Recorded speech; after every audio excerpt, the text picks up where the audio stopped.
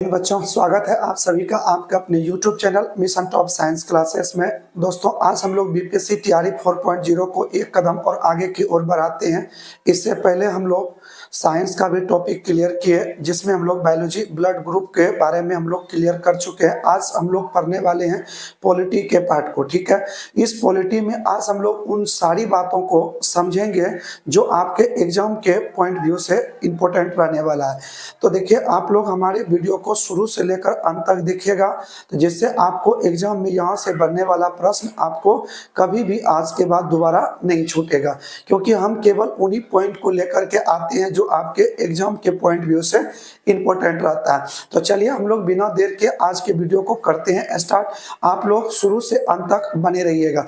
देखिए, यदि आप हमारी इस वीडियो को देखते हैं तो इससे आपको केवल यहाँ जो है बीपीएससी तैयारी 4.0 ही नहीं, बल्कि आप अदर स्टेट पीसीएस का तैयारी कर रहे हैं तो वहां भी आपको काम करेगा। इसके साथ साथ बिहार दरोगा उसमें भी काम आ जाएगा, और बिहार एसएससी जो आगामी एग्जाम होने वाला है तो वहां भी आपको इनसे प्रश्न पूछा जाएगा।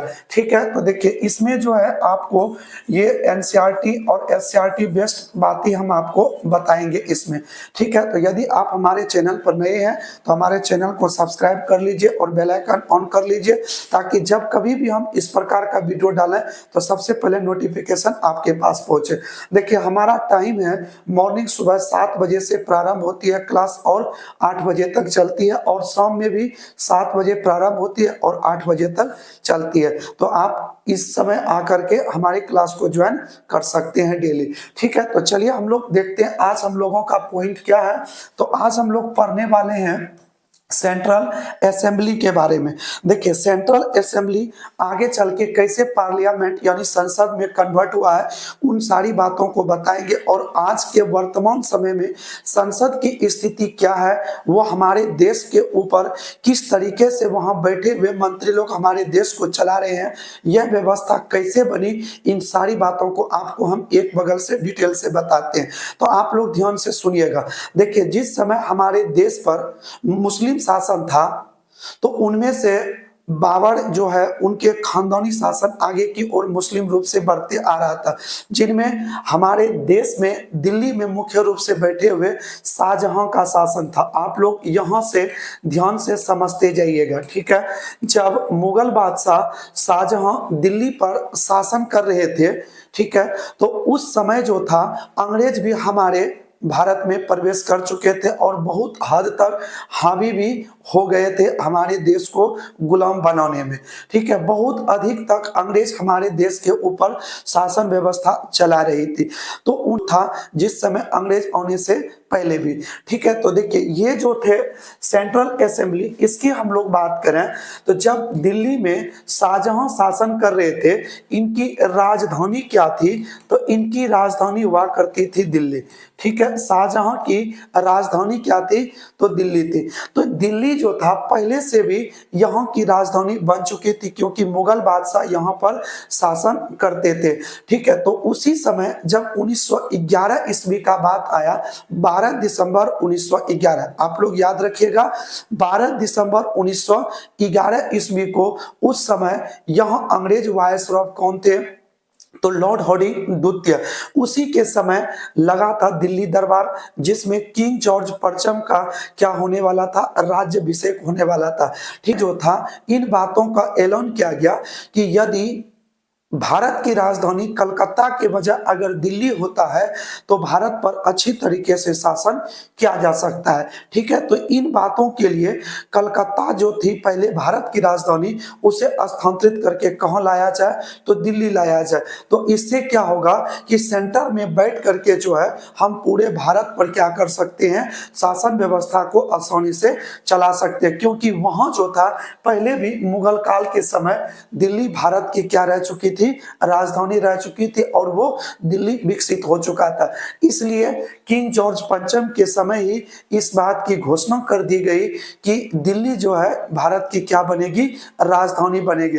परंतु जब दिल्ली भारत की राजधानी बनेगी तो यहाँ एक भी बिल्डिंग नहीं था जहां पर बैठ करके क्या किया जा सकता था, प्रशासनिक व्यवस्था को चलाया जा सकता था। तो केवल एक हॉल था जिसे उस समय क्या बोला जाता था, सेंट्रल असेंबली के नाम से से जाना जाता था। उस समय इसमें क्या था कि एक भाग जो था इंपीरियल लेजिस्लेटिव काउंसिल, एक पार्ट क्या था इंपीरियल लेजिस्लेटिव काउंसिल और दूसरा क्या था राज्य परिषद। इसे कब बनाया गया था तो 1919 ईस्वी में इसे क्या किया गया था, तैयार किया गया था।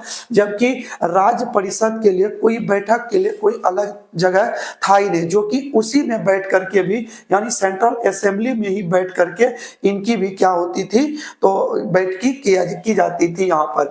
ठीक है, तो इंपीरियल लेजिस्लेटिव जहां पर होती थी बैठक, वहीं पर किनकी बैठक होती थी, राज्य विधान परिषद की बैठक होती थी। ठीक है, तो आगे चलते हैं, देखिए आगे हम लोग समझते हैं। तो जब ये 1911 ईस्वी में यह बात घोषणा हो गई कि कलकत्ता से राजधानी कहाँ जाएगी तो दिल्ली, कलकत्ता से कहाँ जाएगी तो दिल्ली जाएगी, तो इसके लिए भवन की आवश्यकता पड़ेगी। तो भवन के लिए क्या किया गया तो दो डिजाइनकार को बुलाया गया। ठीक है, एक का नाम था हर्बर्ट बेटर और दूसरा का नाम क्या था एडविन लुटियंस। ठीक है, इसका नाम आप लोग याद रखिएगा। ठीक है, इसका नाम क्या था तो आप लोग इसका देख लीजिए, इसका नाम क्या था एडविन लुटियंस और दूसरा का नाम क्या था हर्बर्ट बेकर। ये दो ऐसे वास्तुकार थे जो कि संसद भवन अर्थात सेंट्रल असेंबली को बनाने के लिए डिजाइन के लिए इन्हें बुलाया गया। यहाँ पर कोई भवन तो था नहीं, तो एक कौन था तो एडविन लुटियंस, एडविन लुटियंस और दूसरा कौन था हर्बर्ट बेकर। ये दो व्यक्ति थे जिन्हें क्या किया गया डिजाइन के लिए बुलाया गया। ठीक है, तो इन्होंने ही सेंट्रल असेंबली का क्या किया डिजाइन बनाया। ठीक है, इन्होंने डिजाइन तैयार किया किसका तो उस समय इसको सेंट्रल असेंबली ही बोला जाता था। ठीक है, जिसे आज हम लोग किस नाम से जानेंगे तो संसद भवन के नाम से जानते हैं। उस समय इसका नाम क्या था तो सेंट्रल असेंबली था। ठीक है, तो उस समय सेंट्रल असेंबली के लिए इन दोनों ने क्या किया था तो डिजाइन को तैयार किया और बनाना शुरू कर दिया, ताकि यहां बैठ करके आसानी से क्या किया जा सके तो यहां बैठ करके भारत प्रशासन व्यवस्था अच्छी तरीके से चलाया जा सके। ठीक है, तो आगे समझिए आप लोग, जब यह बन करके तैयार हुआ तो यह बना कब तो 1927 ईस्वी में यह बनकर क्या हो गया तो तैयार हो गया। ठीक है, सेंट्रल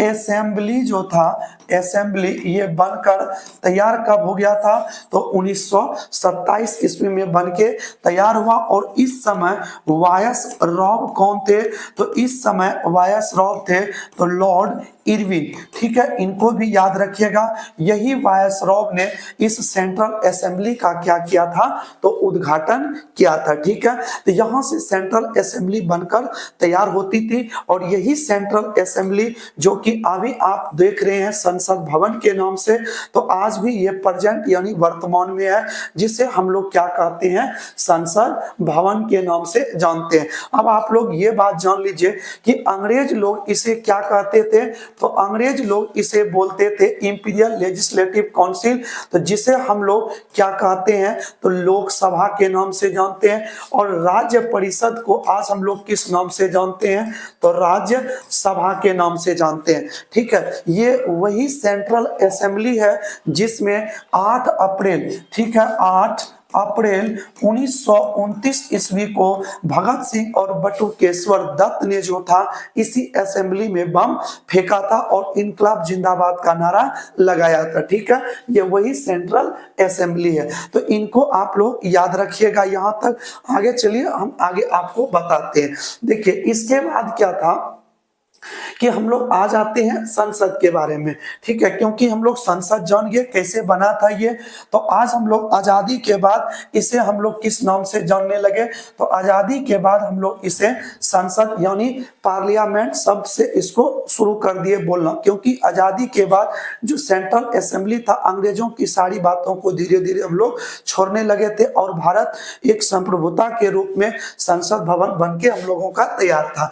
ठीक है, तो देखिए संसद की जननी, इसको याद रखिएगा, संसद की जननी किसे बोलते हैं? ब्रिटेन, क्योंकि संसद जो था ये पहली बार ब्रिटेन में बना था और वहीं से हम लोग इसको लिए थे संसद को, ठीक है। इसीलिए संसद की जननी किसे कहते हैं?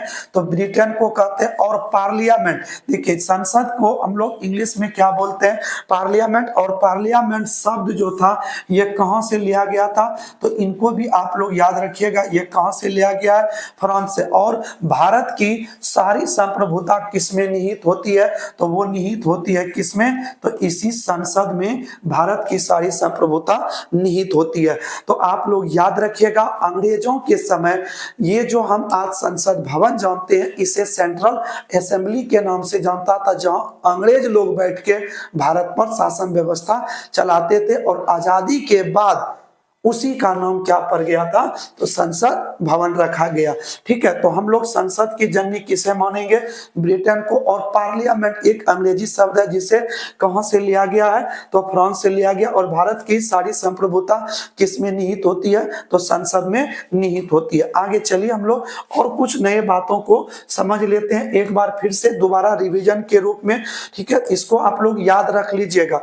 हम एक बार और रिवीजन की ओर चलते हैं। दिल्ली दरबार कब लगा था? 12 दिसंबर 1911 ईस्वी को किंग जॉर्ज पंचम का राज्याभिषेक होने वाला था, इसीलिए वो कहां आए थे? तो दिल्ली आए थे। और इसी दिल्ली आगमन के दौरान किंग जॉर्ज पंचम ने भारत की जो राजधानी थी वो कलकत्ता से कहां स्थानांतरित करने की बात कही? तो दिल्ली स्थानांतरित करने की बात कही। और वहां शासन व्यवस्था के लिए कोई भवन नहीं था, तो वहां पर उन्होंने दो आर्किटेक्चर को बुलाया। एक था कौन? Edwin Lutyens. और दूसरा कौन था? हर्बर्ट बेकर, जिन्होंने आज जिसे हम लोग संसद भवन कहते हैं उसका क्या रखा था? नींव रखा और उसका डिजाइन भी तैयार किया था। और उस समय की बात करें जिस समय इसकी नींव रखी थी उस समय वायसरॉय कौन था? तो लॉर्ड हॉर्डिंग द्वितीय के समय। और इसका उद्घाटन कब हुआ था? 1927 में। और किनके द्वारा ये उद्घाटन किया गया था? तो लॉर्ड इरविन के द्वारा इनका क्या किया गया था? उद्घाटन किया गया था, ठीक है। तो चलिए आज हम लोग वर्तमान स्थिति में देखते हैं हमारा संसद किस तरीके का है और आज हमारे संसद के पास क्या सब चीजें हैं।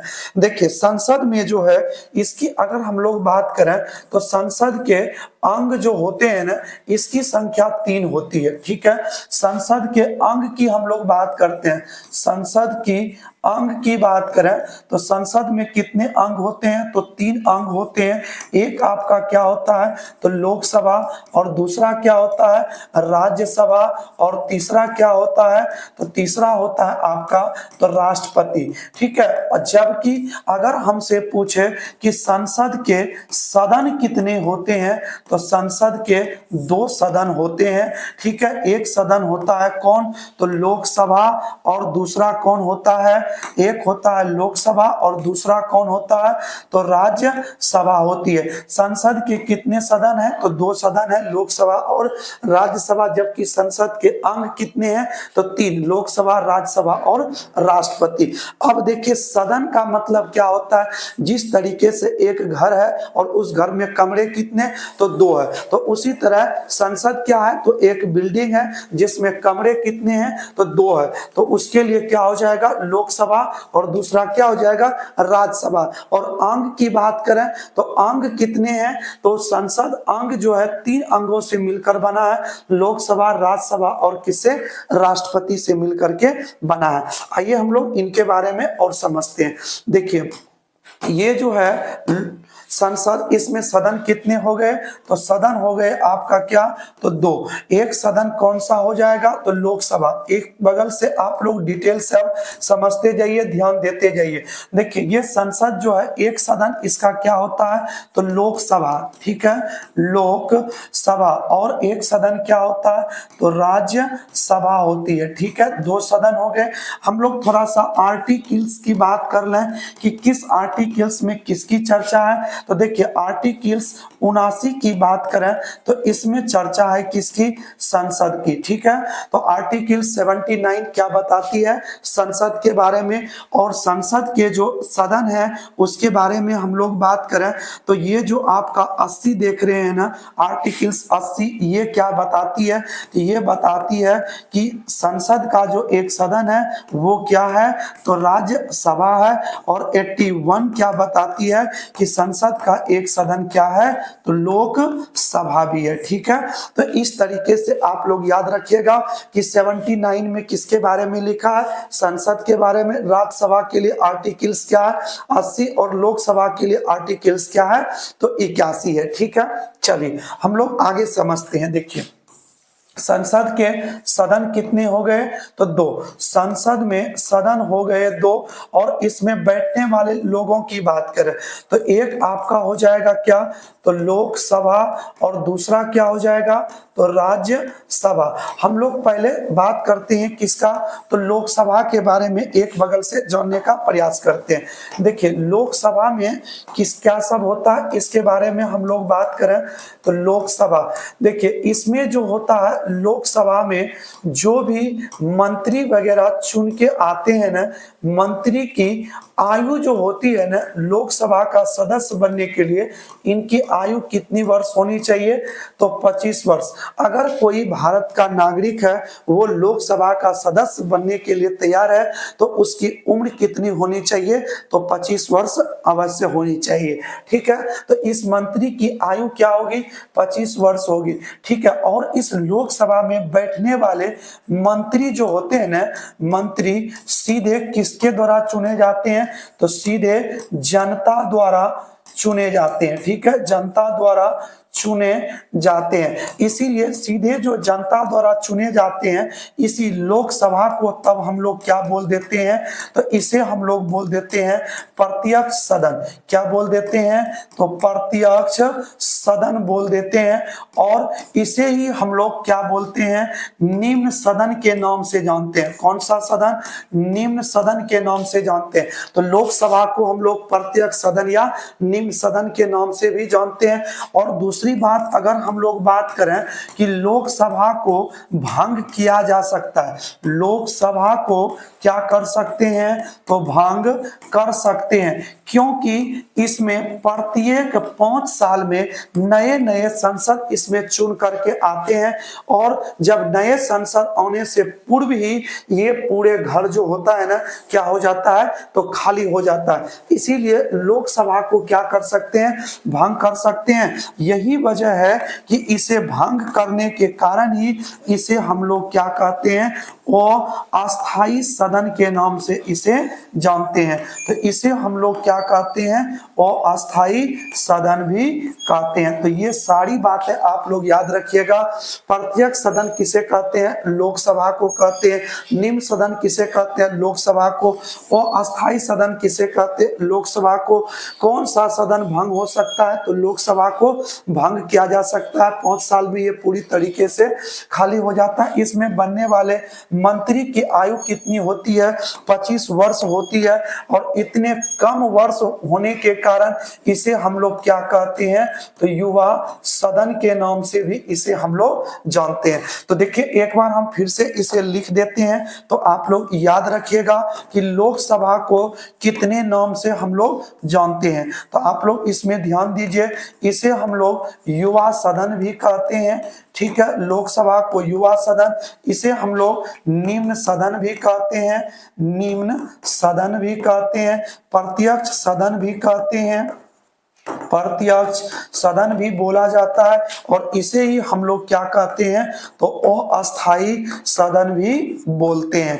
ठीक है, इस तरीके से आप लोग इसमें ध्यान रखिएगा इन सारी बातों को। ठीक है, चलिए हम लोग और देखते हैं इसमें आगे। देखिए इसमें हम लोग बात करें लोकसभा की और देखें विशेषता क्या है कि लोकसभा में क्या करना पड़ता है, इसमें आपको बहुमत को सिद्ध करना पड़ता है। लोकसभा में क्या होता है, तो बहुमत को सिद्ध करना पड़ता है। यदि आप किसी भी इसमें मान लिया जाए विधेयक को आप पेश किए तो उसके लिए आपको क्या करना पड़ेगा, तो बहुमत सिद्ध करना पड़ेगा। ठीक है, आपको हम बताएंगे विधेयक क्या होता है, तभी आप इसको क्लियर रूप से समझ पाएंगे। मान लिया जाए, देखिए विधेयक क्या होता है कि यदि इसमें मान लिया जाए कोई चीज इसमें पेश करना हो या धन से रिलेटेड हो, तो उन सारी बातों को जो आप पेश करिएगा किसी मांग का, जैसे मान लिया जाए कि किसी हाईवे को गुजारना है, तो इसके लिए तो सबसे पहले आपको संसद में इसके बारे में पेश करना पड़ेगा।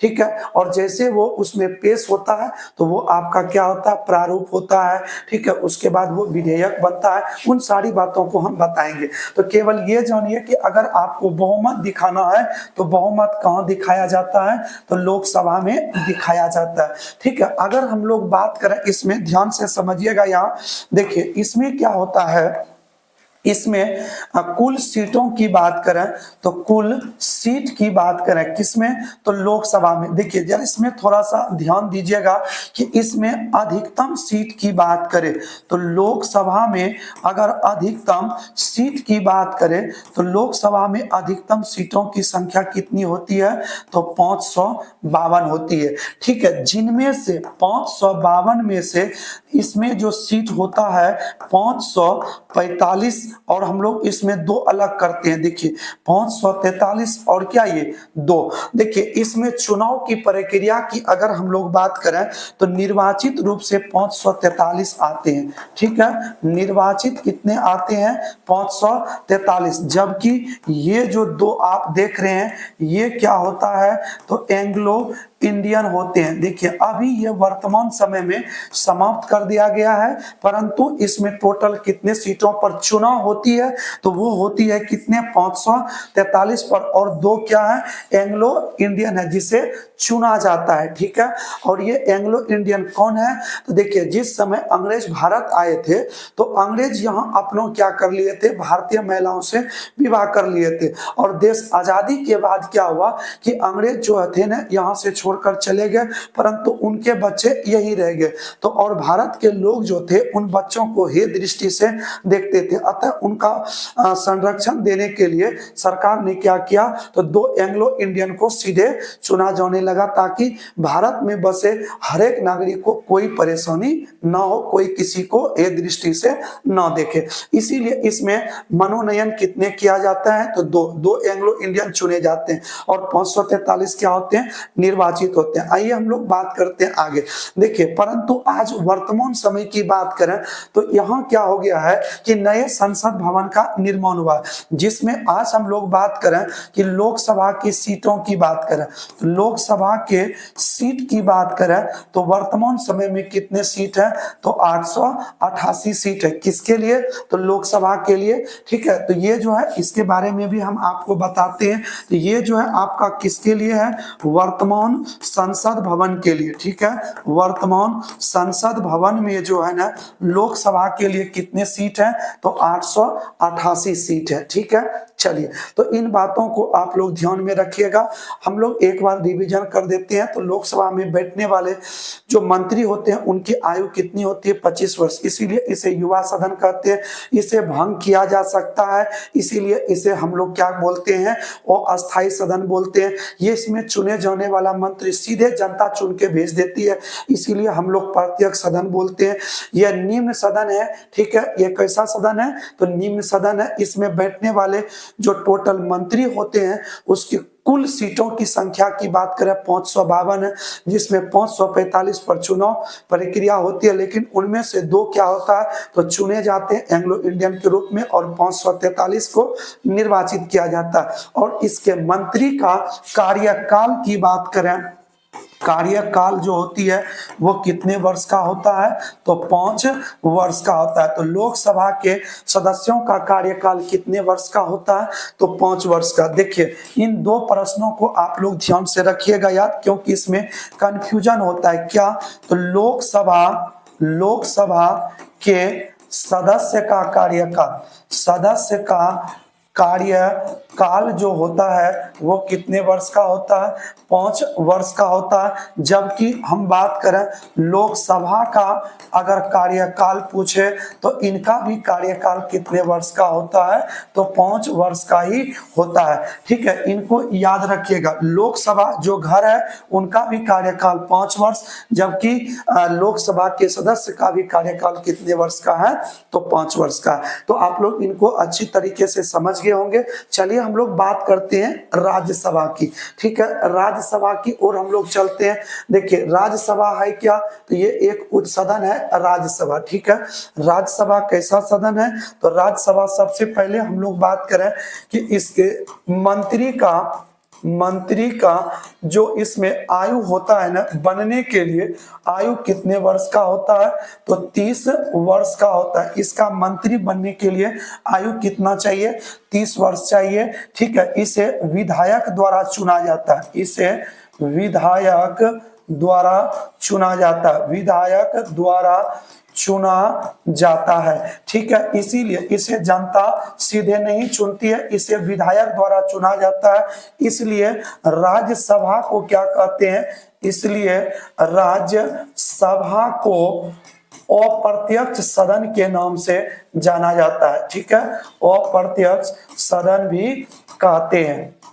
देखिए इसे क्या होता है कि राज्यसभा जो है इसे भंग नहीं कर सकते हैं। ठीक है, इसे क्या नहीं कर सकते हैं, तो भंग नहीं कर सकते हैं। राज्यसभा विघटित कभी नहीं होता है, इसलिए इसे हम लोग क्या बोलते हैं, अस्थाई सदन कहते हैं। इसलिए इसे हम लोग क्या कहते हैं, अस्थाई सदन के नाम से जानते हैं। किसे, तो राज्यसभा को अस्थाई सदन के नाम से जानते हैं। इसमें प्रत्येक 1/3 सदस्य जो होते हैं ना, 1/3 सदस्य जो होते हैं, ये क्या होते हैं, प्रत्येक 2 वर्ष में इसका चुनाव होता है। प्रत्येक 2 वर्ष में क्या होते हैं, इनका चुनाव प्रक्रिया होकर के नए संसद इसमें क्या होते हैं, प्रवेश करते रहते हैं। तो देखिए इसमें प्रत्येक 1/3 सदस्य की बात करें तो 1/3 सदस्य कितने वर्ष बाद निकलते हैं,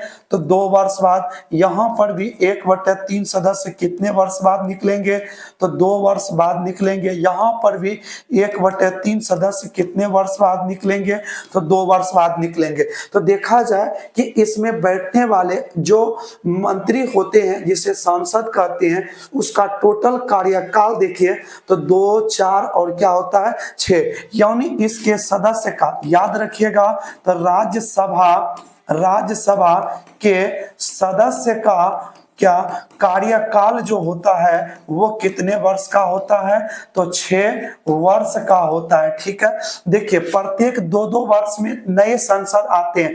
अगर मान लिया जाए कि देखिए सपोज डेट समझिए यहाँ पर कि यदि इसका चुनाव हुआ 6 वर्ष पूरा होने के बाद, इसमें सांसद चुन करके आया, तो यहाँ पर नया आया तो ये पहले 2 वर्ष रहेंगे, यहाँ पर भी नया रहेंगे तो इसका तब तक कितना वर्ष हो जाएगा, तो 4 वर्ष हो जाएगा। और तब तक इसका कितना हो जाएगा, तो 6 वर्ष हो जाएगा। ये जब 2 वर्ष पूरा करेंगे तो इसका कितना हो जाएगा, 4 वर्ष, और इसका कितना हो जाएगा, 6 वर्ष। इस तरीके से इसका चुनाव प्रक्रिया शुरू हो जाएगा। जब इनका चुनाव प्रक्रिया होगा तो यहाँ नए संसद आएंगे, और नए संसद का जब 2 वर्ष पूरा होंगे तब तक ये 4 वर्ष वाले का कितना हो जाएंगे, तो 6 हो जाएंगे, और इसका क्या हो जाएंगे, 4। तब जाके इसके सदस्य का चुनाव होना शुरू हो जाएगा।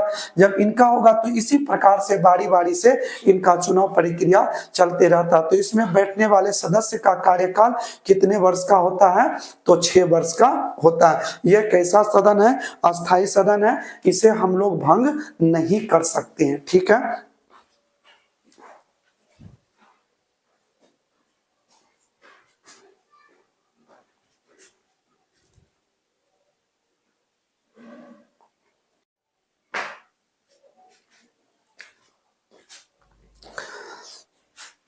चलिए तो बढ़ते हैं हम लोग यहाँ से आगे की ओर। देखिए ये रहा राज्यसभा, और इसकी अगर हम लोग बात करें, राज्यसभा में कुल सीट की बात करें, ठीक है, कुल सीट की अगर हम लोग बात करें तो इसमें सीट जो है अधिकतम की बात करते हैं। पहले इसमें राज्यसभा में अधिकतम कितने सीट हैं इसकी बात करें तो इसमें अधिकतम सीट कितने हैं, 250 सीट है। कितने सीट हैं, 250 सीट। जबकि निर्वाचन कितने पर तैयार होते हैं तो 245 पर। 245 सीट में से 12 सदस्यों को क्या किया जाता है तो मनोनयन किया जाता है, ठीक है। तो 245 में जब 12 सदस्यों का मनोनयन किया जाता है तो बचता है कितना, तो 233 सीट, जिस पर कि क्या होता है तो निर्वाचन होता है, ठीक है। तो इस प्रकार से राज्यसभा और लोकसभा की सीटें चलती है, ठीक है।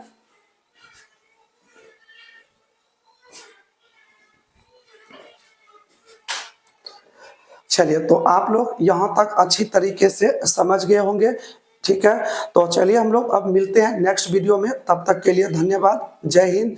यदि आपको हमारी वीडियो पसंद आया हो तो एक लाइक करके जाएं, और यदि हमारे चैनल पर नए हैं तो चैनल को जरूर सब्सक्राइब कर लीजिए ताकि आपको इस तरह का वीडियो डेली आपको मिलता रहे। चलिए मिलते हैं नेक्स्ट वीडियो में, जय हिंद।